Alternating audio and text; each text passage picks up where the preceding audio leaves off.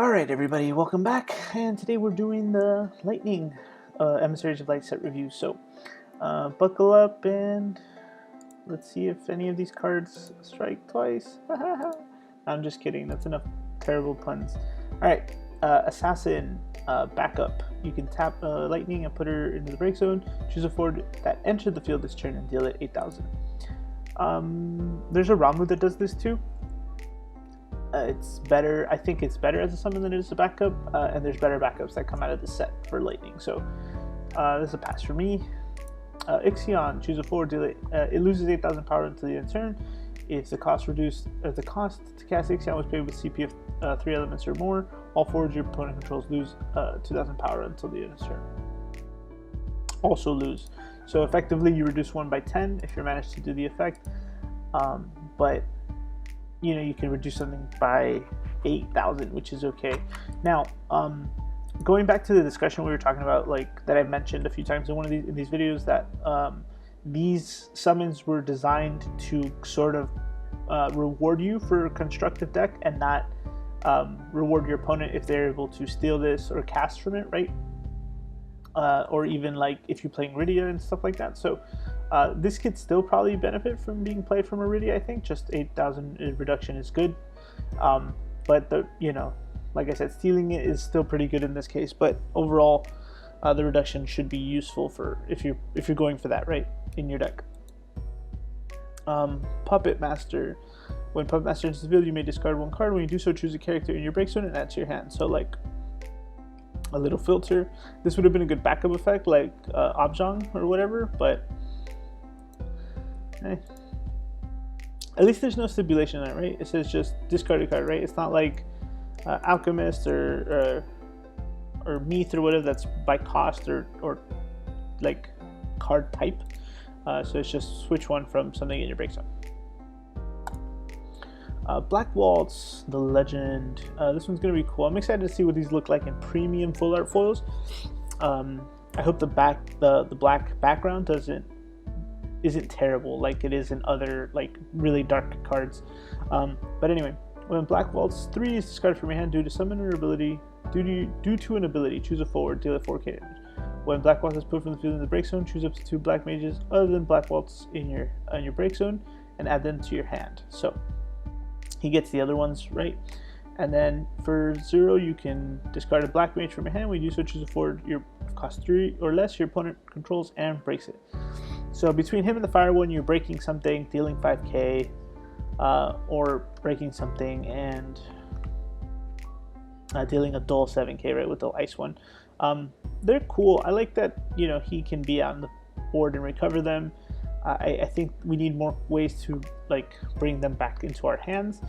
Maybe, you know, like Puppet Master might do that for you, but there's a better one later that I think. So he's a good card. Again, just overall the Black Waltz engine, Black Mages, FF9 art. This set should be good. Again, we have 3 new archetypes. Like Black Mages are being built out. Now we have the Soirees and the Shijins. All very, you know, new job classes or whatever new deck archetypes that are coming to the game. Zac, Soldier, FF7. If you control a category 7 character of an element other than lightning, the cost required to cast Zac is reduced by 2. When Zac is put from the field in the break zone, you may play a category 7 character from your hand onto the field. If its cost is 5 or more, Zac deals you a point of damage. Alright, now you guys are gonna laugh, right? But for 1 point of damage, if I get to play Minerva for my hand, I think it's gonna be worth it. Especially if it sticks for one or 2 turns. I think this card is definitely gonna see play. There's a lot of 4, 5, or cost more 7 category 7 cards that I think could be worth the damage. I think in the right deck. Right, like there's already like masochist decks, right, that benefit from that, and so, you know, lightning and maybe even water have a lot of good EX bursts that can be paired with something like this, right? It's actually not bad if there's value to it, of course, right? So hypothetically, weird scenario that I put in like my head when I was thinking about this card earlier, it's like you play Zac for 2 because you have the dancer guy from the remake. I can't remember his name. Andre, I think, right?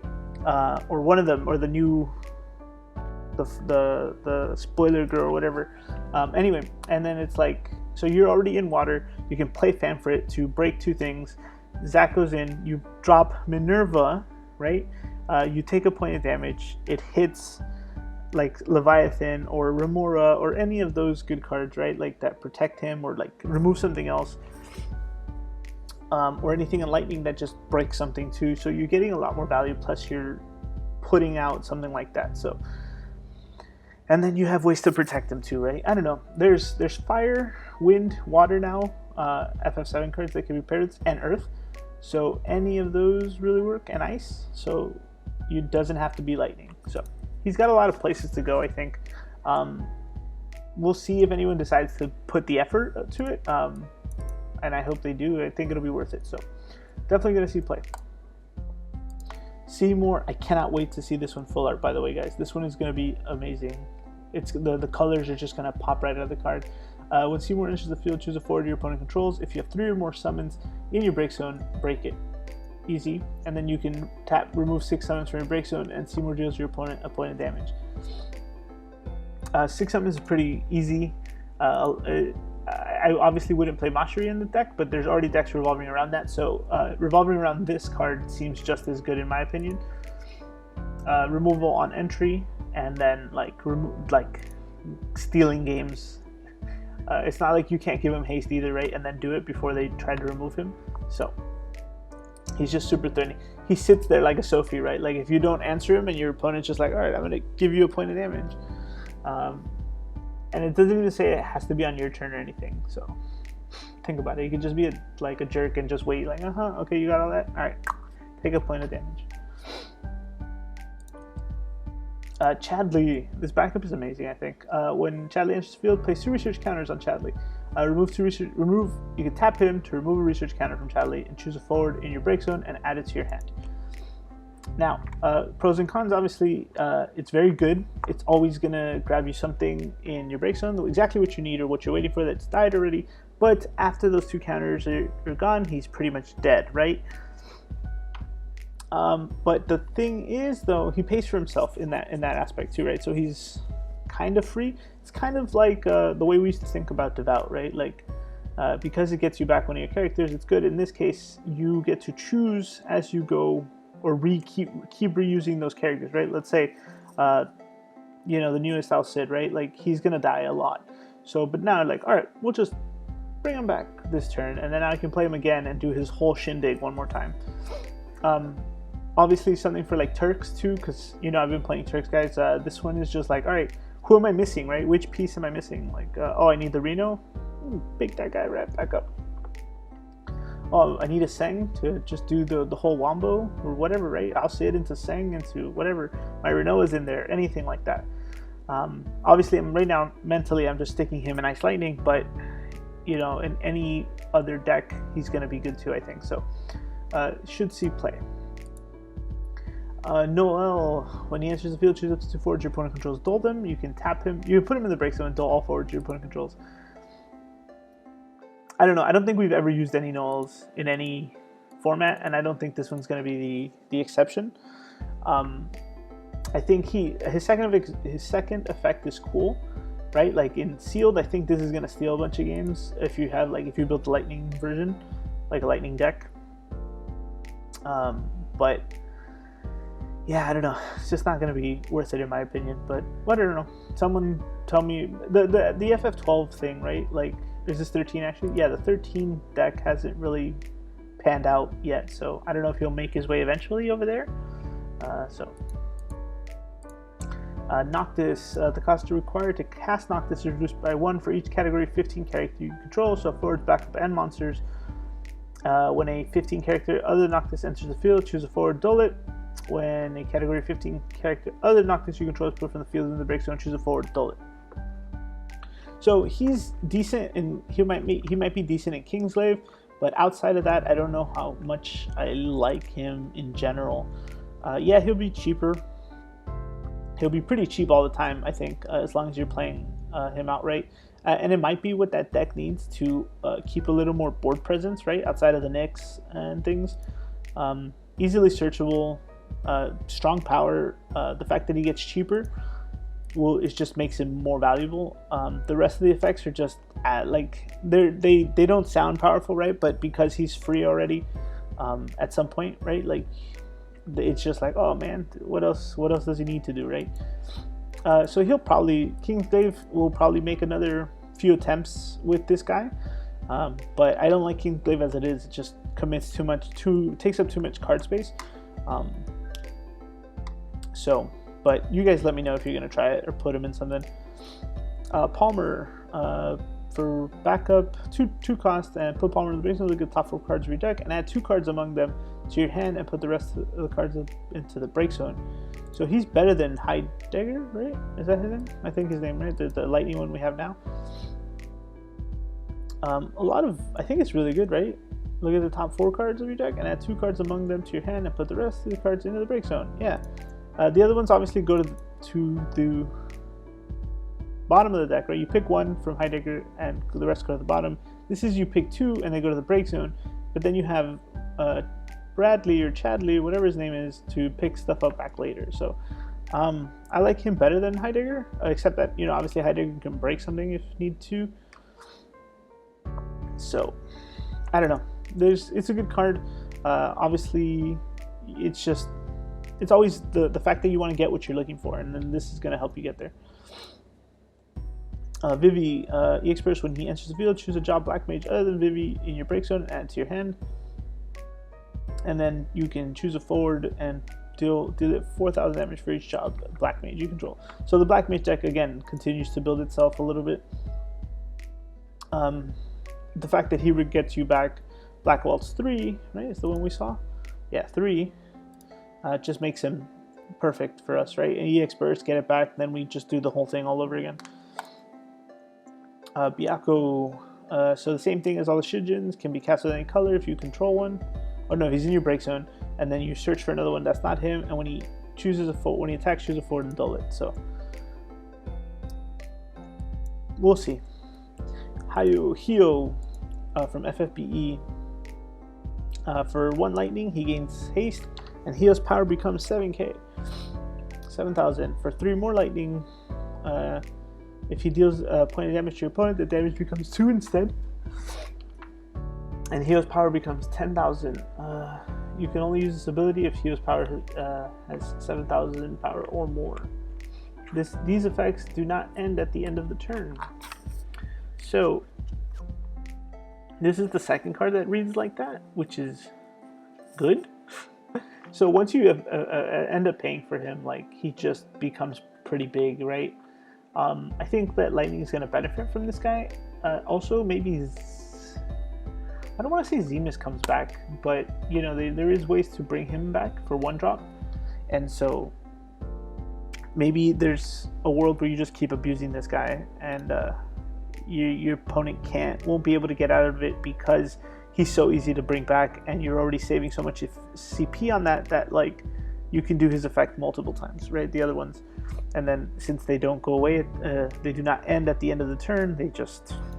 He's gonna be very sticky, I think. So FFBE, we do have searchers. At least we have one, right? Axtar. So we'll see, guys. Let me know. I think he's good. I think there's potential here. Spectrokipa.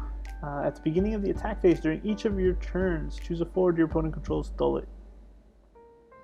Probably like the least underwhelming one, but at least he becomes a forward. Forward, and when he attacks, choose a forward, dull it. And you can only use this ability once per turn. So, you know, attack phase, dull something, make him a forward. He attacks, dull something else.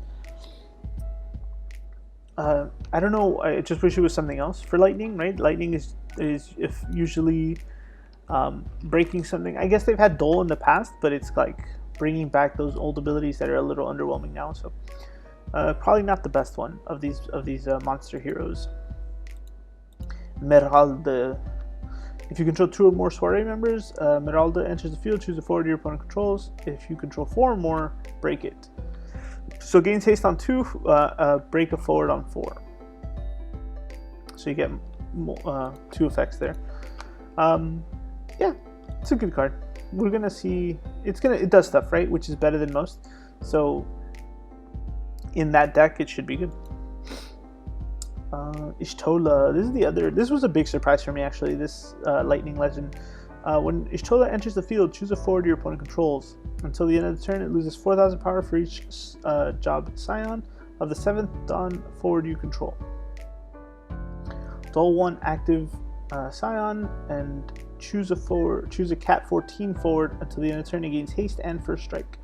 So I don't think we needed the haste and first strike part, but I do like the enter ability, at least.